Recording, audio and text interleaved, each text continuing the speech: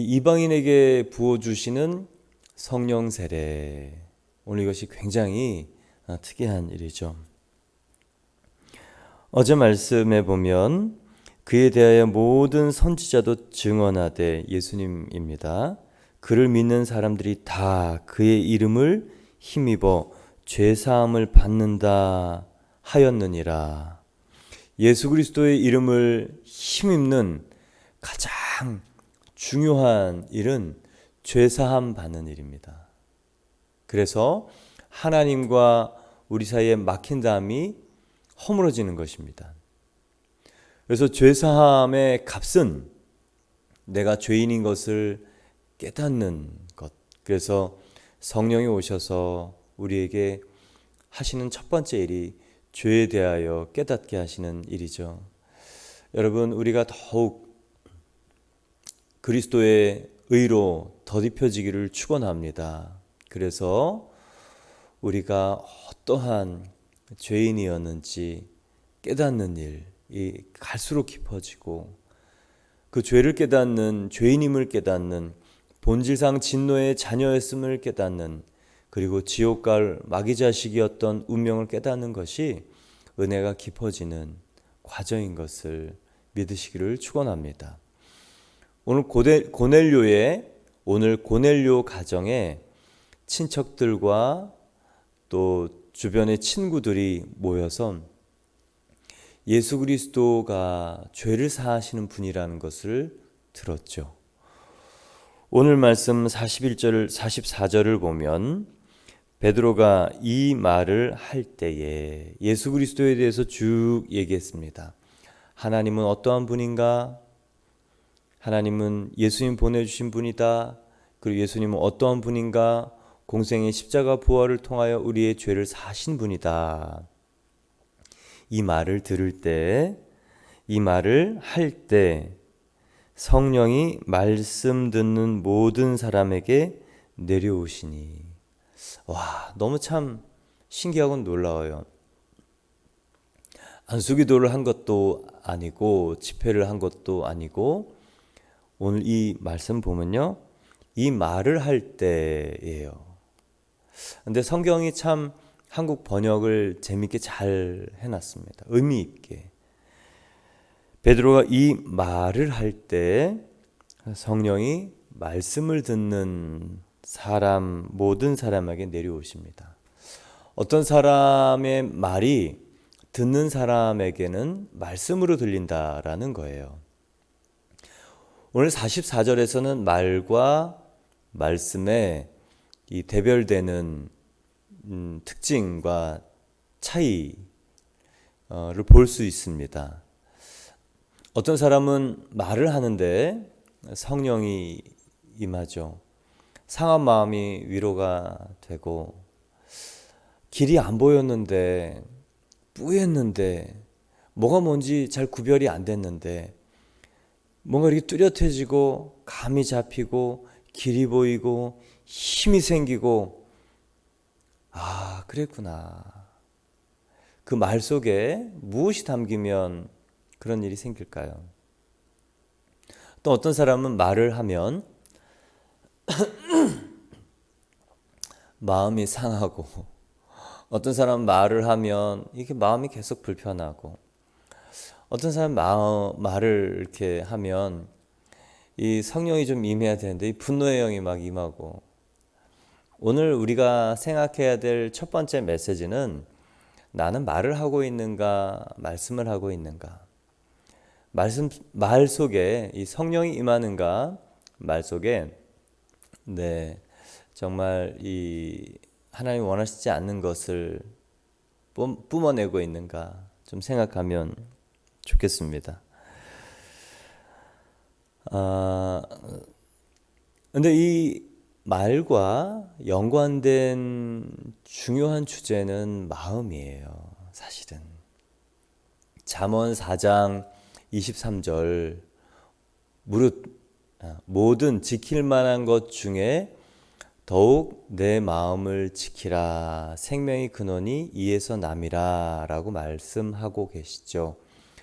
마음의 중요성, 이게 생명의 이 키포인트다라고 얘기하면서 잠언 4장 24절에 보면요, 말씀에 대한 얘기를 하고 있습니다.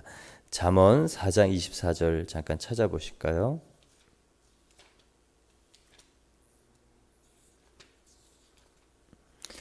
잠언 4장 24절 보면 구부러진 말을 내 입에서 버리며 삐뚤어진 말을 내 입에서 멀리하라. 마음과 말이 굉장히 연관이 깊다라는 것을 성경은 거듭거듭 얘기하고 있습니다. 또 누가복음 6장 45절을 보면 마음에 가득한 것을 입으로 말한다라고 얘기하는 것이죠. 예, 그 마음의 상태와 내용이 우리의 입술의 내용과 어감을 통해서 이 영적인 일을 하는 것입니다.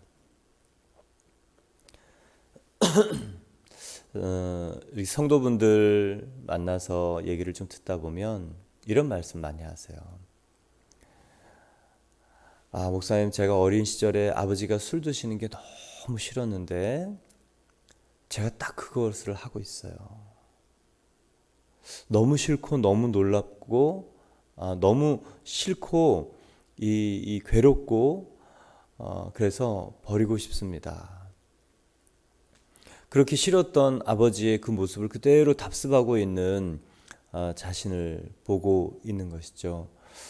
예, 이건 환경이에요. 습관이에요. 보고 자란 것 때문에 내 안에 그 마음의 길이 생겼던 것이죠. 마음이 아프고 힘들고 괴롭고 어려울 때 어른들은 이렇게 문제를 해결하더라 라는 것을 보고 자란 이 학습입니다. 마찬가지로 이 가족 안에서 또 언어의 사용을 우리가 가장 많이 배웁니다. 예, 가정에서 배우는 언어들이 대부분 우리 마음에 쌓인다 생각하면 돼요. 물론 청소년기는 청소년 친구들과의 관계에서 언어들이 습득되고 그 언어가 마음에 쌓이지만 더 중요한 가정에서 이 샘물, 단물이 나오게 하면 그 언어들을 바꿀 수 있는 그 마음의 작용들을 가정에서 할 수 있습니다. 여러분 가정은 어떤 단어를 많이 쓰시는지 오늘 생각해 보시기 바랍니다. 그 단어뿐만 아니라 문장이 무엇을 향하고 있는지도 생각하기를 바랍니다. 결국 마음과 말씀의 관계에서 마음과 말의 관계에서 성경이 우리에게 하시는 말씀은 무엇이냐? 지키라라는 것입니다. 지키라라는 것은요, 자유의지로 선택해라라는 것입니다. 예, 선택된 말과 선택된 마음이 우리 마음에서 다시 나오는 것이죠. 그래서 여러분, 내가 선택한 것은 어쩔 수 없고 바꿀 수 없고 운명 그런 거 아닙니다. 다시 바꾸면 됩니다. 다른 걸 선택하면 됩니다. 그거 선택하지 않으면 됩니다. 그러면 어떻게 되는가? 예, 말이 바뀌면 관계가 바뀌어요. 예, 관계가 바뀌면 기쁨이 있습니다. 오늘 예수 그리스도로 인해서 우리의 마음이 새 영과 새 마음 된 줄 여러분 믿으십니까? 그러면 여러분 그 마음에 오늘 선한 말을 쌓기를 축복합니다. 그래서 한 입에서 단물과 쓴물이 나오지 않고 생명의 말 나올 수 있기를 축원합니다. 그러면 제일 기쁜 사람은 자신이죠. 더 중요한 중요한 이유가 내용 때문입니다. 그 말 속에 하나님이 전하라고 하는 내용이 담길 때 메시지가 되는 것입니다. 물론 우리는 삶으로 살아낸 것으로 메시지를 전하는 삶의 전도도 해야 됩니다. 그게 굉장히 중요하죠. 그런데 우리가 간과해서는 안 되는 것이 무엇이냐? 입으로 하는 전도입니다. 두 가지가 다 있어야 됩니다. 그래서 삶으로 하는 전도, 또 입으로 하는 전도, 그리고 그 입술 가운데, 내 생활 가운데 복음이 담겨 있는 사람은 다른 사람의 이 생명의 일들을 펼쳐낸다는 것을 여러분 기억하시기를 축원합니다. 그래서 모든 사람에게 성령이 내렸어요. 고넬료의 친척들과 친구들이 다 믿음이 좋아서 성령을 받았을까? 고넬료의 관계 때문에 또 오라고 하니까, 또 주요한 이 인사 영향력 있는 사람이 오라고 하니까 그냥 앉아 있는 사람도 있지 않았겠습니까? 그런데 감사한 것은 말씀을 들을 때 사람들이 바뀔 수 있다는 거예요. 말씀을 들을 때 바뀔 수 있다는 것. 그래서 가끔 부흥회하는 게 참 중요해요. 야, 내가 책임질게, 가보자. 하나님이 우리를 만나주셔. 말씀이 우리 안에 오면 성령이 임한다니까 그냥 무조건 와봐. 이 come and see, come and see, 와서 봐. 자기가 이 보증 쓰는 거예요. 책임지는 거예요. 그리고 와서 하나님이 그 일을 행하시도록 옆에서 기도하는 거죠. 그럴 때 하나님께서 어느 순간 이 귀를 탁 여시고 그 마음 안에 말씀을 탁 넣으시면 그 영혼이 호련히 임하시는 성령의 사건이 있습니다. 여러분, 그래서 먼저 은혜 받은 사람, 성령 받은 사람, 또 복음을 아는 사람은요, 복음을 말하고 그 은혜의 자리에 사람들을 초대하게 되는 것이죠. 모든 사람에게 성령이 내렸습니다. 그래서 45절을 보면 베드로와 함께 온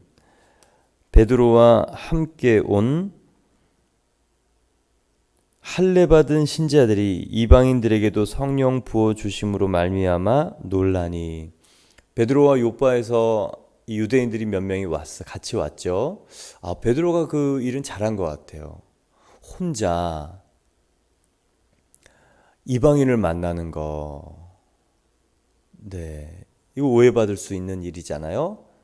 그런데 성령이 시킨 거예요. 그래서 함께 유대인들 같이 가서 성령님께서 행하시는 그 일에 같이 동참케 합니다. 오늘 45절에서 중요한 단어는 할례와 성령입니다. 할례 받은 신자들이 이방인들에게도 성령 부어 주심을 보고 놀랍니다. 할례는 무엇이냐? 구약 시대의 언약 백성의 표징입니다. 할례가 있으면 하나님의 선민, 하나님의 택한 백성인 것을 알았죠. 그런데 할례 받은 백성들이, 신자들이 성령을 받고 보니까 너무 비교가 되는 거예요. 할례는 사람이 한 거예요. 육신에다 한 것입니다. 그런데 성령은 하나님이 하늘에서부터 그 영혼 존재 전체에, 그리고 그 심령 가운데 행하시는 하나님 백성의 표징이었어요. 그러니 할례 받은 신자들이 할례가 아무것도 아닌 것을 깨닫고 성령이 놀라운 하나님의 자녀됨의 인치심을 깨달은 것이죠. 근데 그 성령이 누구에게 임했는가? 이방인에게. 오늘 45절에서 강조하고 있는 성령은 권능의 성령, 증거의 영의 성령 이전에, 진리의 영, 예수 그리스도를 깨닫게 하는 영, 그 다음, 그 사이에 있는 자녀됨의 인치심의 영으로 알려주시는 것입니다. 성령은 요한복음 14장, 15장, 16장에 진리의 영으로 우리에게 예수 그리스도를 깨닫게 해주신다. 그리고 영원히 우리와 함께 하시는 마태복음 1장 23절 아들을 낳을 처녀가 잉태하여 아들을 낳을 것이니 이름을 임마누엘이라 하라. 하나님이 함께 하신다는 증거, 함께 하신다는 이름이 임마누엘입니다. 요한복음 14장, 15장, 16장에 임마누엘의 영, 내가 떠나가는 것이 너에게 유익이라. 내가 떠나가면 너에게 보혜사를 보낼 것인데 너희와 영원히 함께 하실 것이라는 예수 그리스도의 영, 예수 그리스도를 깨닫게 하시는 증거의 영, 진리의 영. 그래서 예수님을 알게 되는 것입니다. 그래서 예수님이 말한 것이 깨달아지는 것입니다. 그래서 예수님이 나를 위해서 하신 일들이 내 것이 되는 것이 이 요한복음 14장, 15장, 16장 이 진리의 영, 우리에게 오셔서 예수 그리스도로 거듭나게 하는 역할을 강조하시는가 하면, 이제 사도행전 1장 8절은 성령이 너에게 임하시면 권능을 받고 예루살렘과 온 유대와 사마리아 땅끝까지 이르러 증인이 되리라는 이 능력의 영, 권능의 영에 대한 강조, 증거의 영에 대한 강조입니다. 그런데 오늘 할례와 성령 이 두 단어를 비교해 볼 때 이 45절에 강조하고 있는 것은 성령은 인치심의 영이다, 자녀됨의 영이다 라는 것입니다. 에베소 1장 13절을 보면 그 안에서 너희도 진리의 말씀 곧 너희의 구원의 복음을 듣고 그 안에서 또한 믿어 약속의 성령으로 인치심을 받았으니 이는 우리 기업의 보증이 되사 그 얻으신 것을 속량하시고 그의 영광을 찬송하게 하려 하심이니라. 할례가 언약 백성의 표징이었는데 이제 그것은 너무 미약한 것을 깨닫습니다. 성령은 하나님의 자녀됨의 이 징표라는 것을 오늘 이방인들에게 주시는 것을 할례 받은 신자들이 본 것이죠. 여러분 안에 이 성령의 체험이 있으시기를 바랍니다. 성령이 아니고서는 예수를 주라 고백할 수 없지요. 이 고린도전서 12장의 말씀, 내가 예수를 주로 고백하는 것 내주하심입니다. 그런데 어떤 분들은 그 말씀을 보고 그 말씀이 사실로 믿어져서 난 하나님의 자녀야, 내가 예수 그리스도를 주로 고백하고 나는 그분의 자녀로 살 거야 라는 이 굳건한 믿음이 있는 분들도 있습니다. 그런데 어떤 분들은 기분이 좋을 때는 하나님의 자녀고 감정이 괜찮을 때는 하나님의 이 언약의 자녀이며 또 상황이 좋을 때는 정말 이 신실한 하나님의 자녀인데 이 상황이 안 좋을 때, 이 감정이 곤두박질 칠 때 이 자녀됨, 하나님의 자녀됨의 신분이 흔들리는 분들이 계십니다. 그래서 하나님께서 성령 세례를 주시는 거예요. 성령 세례의 제1 목표는 주와 그리스도 되게 하시는 주인을 바꾸는 것입니다. 그리고 그 주와 그리스도가 되시는 주인 바꿈에 우리에게 가장 큰 효력은 무엇이냐? 주인이 하나님이신데 우리를 자녀 삼으신 양자됨, 이 자녀됨의 축복입니다. 여러분, 상황과 관계없이 내가 하나님의 자녀이고 하나님이 나를 사랑하시고 그 아들을 보내주셔서 그 예수님과 나를 바꾼 아주 귀중한 존재가 나이면 하나님이 나를 지키시는 분인 것을 믿으시기를 바랍니다. 로마서 8장 잠깐 볼까요? 이 인치심의 영을 에베소서는 인치심의 영으로 표현하고 로마서에는 양자의 영으로 표현합니다. 로마서 8장 9절을 보겠습니다. 만일 너희 속에 하나님의 영이 거하시면 너희가 육신에 있지 아니하고 영에 있나니 누구든지 그리스도의 영이 없으면 그리스도의 사람이 아니라. 15절을 보겠습니다. 너희는 다시 무소워하는 종의 영을 받지 아니하고 양자의 영을 받았으므로 우리가 아빠 아버지라고 부르짖느니라. 성령이 친히 우리의 영과 더불어 우리가 하나님의 자녀인 것을 증언하시나니 자녀이면 또한 상속자 곧 하나님의 상속자요 그리스도와 함께한 상속자니 우리가 그와 함께 영광을 받기 위하여 고난도 함께 받아야 할 것이니라. 네, 오늘 이 로마서 8장 15절, 16절, 17절 안에 이 하나님의 영, 양자의 영, 그리고 우리의 신분과 권세, 양자의 영, 자녀됨의 신분과 우리의 권세, 상속자, 그리고 고난에 대한 제3의 해석이 나타납니다. 이 하나님의 자녀됨의 징표가 무엇이냐? 여러분, 무엇으로 여러분 하나님의 자녀됨의 징표를 삼으시겠습니까? 예, 말씀이죠. 성령이 내 안에 계시죠. 여러분, 그래서 상황에 따라 말이 흔들리지 않길 바랍니다. 상황에 따라 내 입에서 말들이 정말 자녀된 하나님의 양자의 신분에 합당한 말들이 나오길 바랍니다. 그래서 내가 하는 그 말이 양자의 이 신분을 가진 이 말씀, 하나님의 말씀, 대언의 영이 가득 임해서 사람들이 성령을 깨닫고 하나님을 만나는 말씀이 되기를 축원합니다. 내 안에 이 확신이 다른 사람을 살릴 수 있다라는 거예요. 자녀됨의 확신이 내 입술을 통하여 다른 사람의 영혼에 생명을 열 수 있다입니다.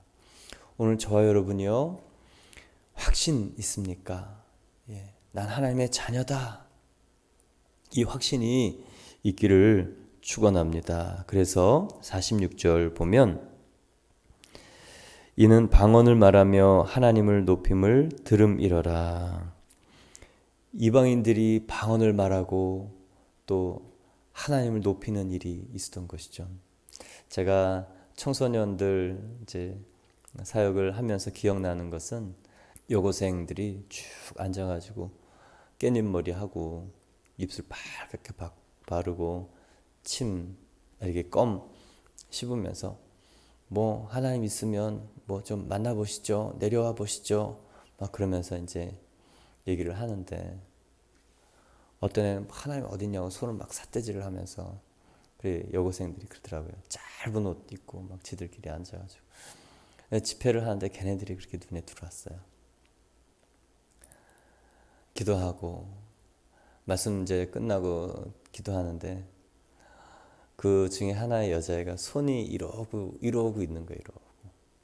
이러고 있어서 손을 덜덜 떨면서 눈물을 막 흘리고 있는데 알았죠. 하나님이 저 손가락을 잡으시는구나, 만나주시는구나. 눈물, 콧물, 침 막 하나님 잘못했습니다. 하나님 잘못했습니다. 아니 그렇게 마음에 하나님을 이렇게 거역하는 마음이 있는데도 불구하고 그 집회 그날 저녁에 그 아이가 팔도 못 내리고 손도 딱 요 손 막 삿대질하던 그 손을 넣고 얼굴은 땅을 대고 눈물, 침, 코 막 다 범벅이 된 밑에서 다 바닥에 흘리면서 하나님 죄송합니다. 잘못했습니다. 그러면서 그 죄송합니다. 잘못했습니다. 안에 그 감격, 감사 막 2시간, 3시간 그렇게 울고 그 다음날 새벽부터 또 일어나서 예배하면서 울고. 그래서 여러분 사람의 마음을 우리는 못 바꿔요. 그렇지만 우리가 할 일은 해야 됩니다. 말씀 전하는 것이죠. 그래서 성령이 우리한테 오세요. 그래서 성령님이 우리 영혼을 변화시키세요. 또한 우리가 기도하는 사람들 영혼을 변화시킬 거예요. 또한 우리가 기도하는 사람들 하나님께서 만나 주셔서 말을 바꾸게 하시고, 먼저는 그 마음 안에 예수님이 들어가서 마음을 바꾸실 것입니다.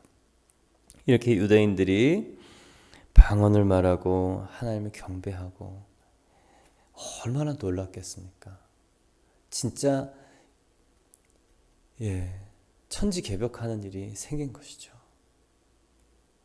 지금도 저는 성령 받은 일을 생각하면 너무 놀라워요. 여러분, 그 은혜가 다른 모든 사람들에게 주고 싶어하는 하나님의 은혜이지 않습니까? 자녀됨의 축복. 그래서 저와 여러분요, 성령 세례 받았으면 이제 성령의 충만을 구해야 돼요. 왜냐하면 이 성령의 충만은 예수님이 나의 안에 오셔서 주인 되셨지만 날마다 그분이 내 주인 되시기를 청할 때 이제 그것이 증거의 영이고 권능의 영이 되어서 다른 사람을 하나님의 자녀로 안내하는 생명의 통로가 됩니다. 여러분, 오늘도 여러분 흔들리지 않는 자녀됨의 확신, 인치심의 확신 있기를 축복합니다. 그리고 우리에게 주신 권세, 여러분 그것도 흔들리지 않기를 축복합니다. 또한 이 아침에 기도할 때 성령님, 내가 당신에게 순종하기를 원하고 이 기름 붓듯 하시는 예수 그리스도의 성령과 능력이 나에게도 기름 부어져서 선한 일을 하게 하고 이 마귀를 멸하는 일을 하게 해 주십시오. 기도할 때 하나님께서 기뻐하시며 우리를 그렇게 사용하실 줄 믿습니다. 이제 46절을 보면, 이제 47절을 보면, 이에 베드로가 이르되 이 사람들이 우리와 같이 성령을 받았으니 누가 능히 물로 세례 베품을 금하리요 하고, 성령 세례가 먼저 임했고 그리고 물 세례를 나중에 받습니다. 오늘 44절에서는 말과 말씀이 좀 이렇게 대비되면서 보이고, 45절에는 할례와 성령이 대비돼서 보이고, 47절에는 성령 세례와 물 세례가 좀 대비해서 보입니다. 성령이 임하는 방식도 굉장히 달랐어요. 사마리아 성에는 말씀을 들었습니다. 그리고 가서 물 세례를 받는 사람들 있었기 때문에 베드로와 요한이 기도할 때 성령의 세례가 임했습니다. 사마리아 사람들도 유대 민족이었기 때문에 그 사람들에게 성령의 세례가 내리는 것도 굉장히 놀라운 일이긴 했지만 오늘 이방인에게 세례가 있다는 건 더 놀라운 일이죠. 사마리아에는 물 세례가 먼저 있었습니다. 그 다음에 성령 세례가 있었습니다.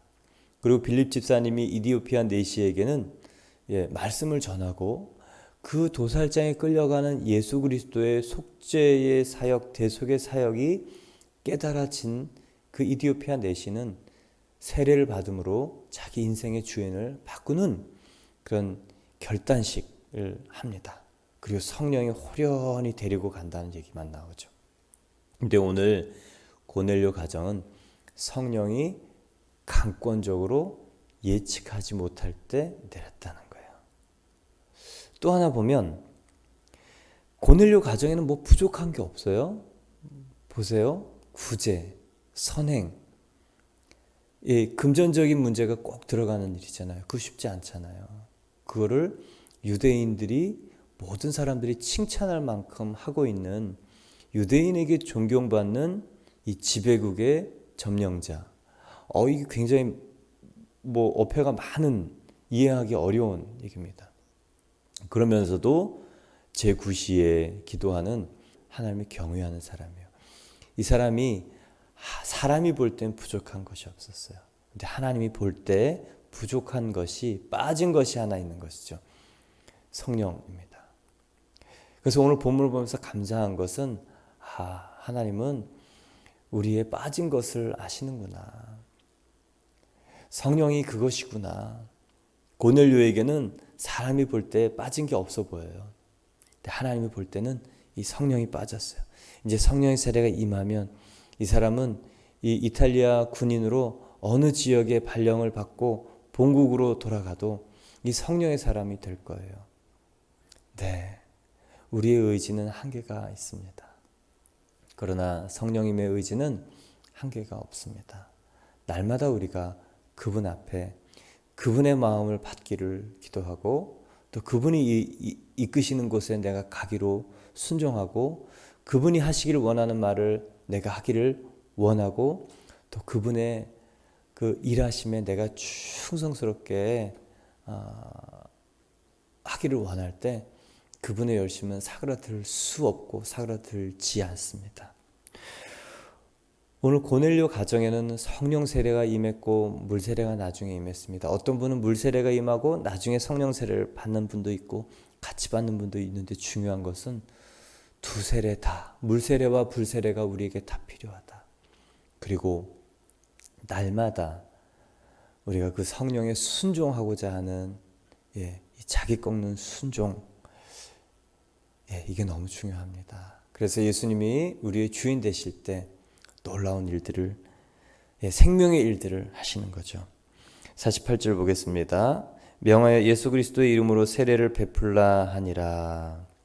그래서 세례가 임합니다. 고넬료 가정에. 할례 받지 않은 백성이 이방인이 개종할 때 할례를 받잖아요. 그것도 없이 성령 세례를 받는 걸 보면서 야, 하나님 자녀가 맞구나. 여러분, 저와 여러분 위에 성령이 머무는 것을 많은 사람들이 보면서 저 사람 하나님의 사람이 맞구나. 하나님의 사람이 맞구나라는 칭찬이 오늘 저와 여러분 가운데 있기를 원합니다. 마지막 말씀은 그들이 베드로에게 며칠 더 머물기를 청하니라. 이 말씀도 참 기분이 좋아요. 이방인하고 함께 안 지내잖아요. 그리고 10장 9장 맨 마지막에는 시몬이 여러 날 무두장이 집에서 지내니라. 이 가죽 죽음을 다루는 사람하고 같이 안 지내는데 같이 지냅니다. 10장에서는 이방인하고 같이 안 지내는데 같이 지냅니다. 같이 지내기 싫은 사람, 같이 지낼 수 없는 사람, 이제 그런 그분이 막 허물어지는 거예요.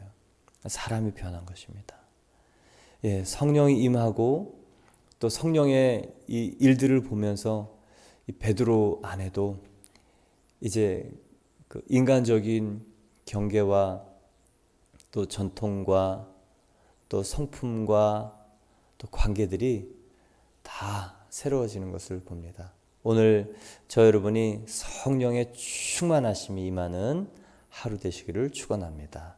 함께 기도드리겠습니다.